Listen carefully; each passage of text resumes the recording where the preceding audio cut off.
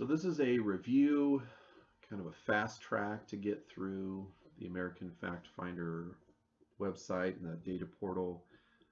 There are several other videos that kind of go through each portion a little bit more in depth. This is more to just kind of track your progress and maybe a quick reference. So we need to first get to the landing page, which we're observing at this point. We're going to the advanced search. We're going to ask the librarian here to give us access to all of the data sets. We're first going to select our geography, which is state 040, and all states within the U.S. and Puerto Rico, mentally recognizing that Washington, D.C. and Puerto Rico are going to be included in this. Next, we're going to use our topics. And for convenience, we're going to start at the top and work our way down. We're most interested in people because people are our customers. And we're going to use our basic count population total. So we're verifying that our filters have taken hold over here, and then recognizing we're down to 600 tables. It was 60,000, now we're down to 600. Next, we want to isolate it to what year we're looking at.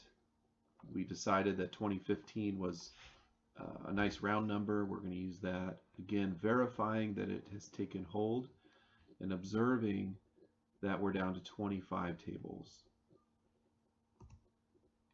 And our data set, we're going to use our ACS 5-year estimates.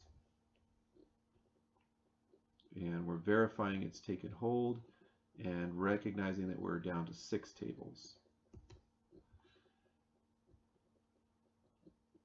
By selecting the ACS demographic and housing estimate, ACS is that item or that division of the Bureau that it specifically looks at demographic type data, so we're going to use them.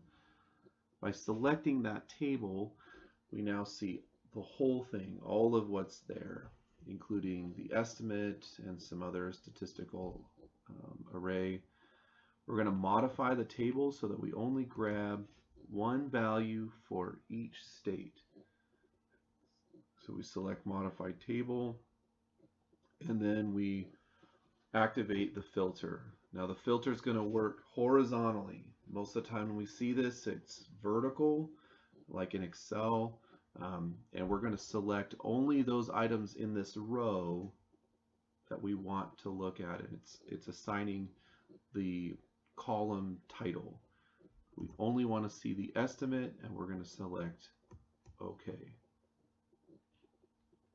Verifying that we have one column for each individual state or district, Puerto Rico. We feel comfortable that later on this is going to benefit us, and we're now going to download. When we download, we verify that there's no pop-up blocker. If you've already set it to do that, it should, or to accept it, it will not pop up again. We're going to look for the Excel file, Microsoft Excel, and select OK.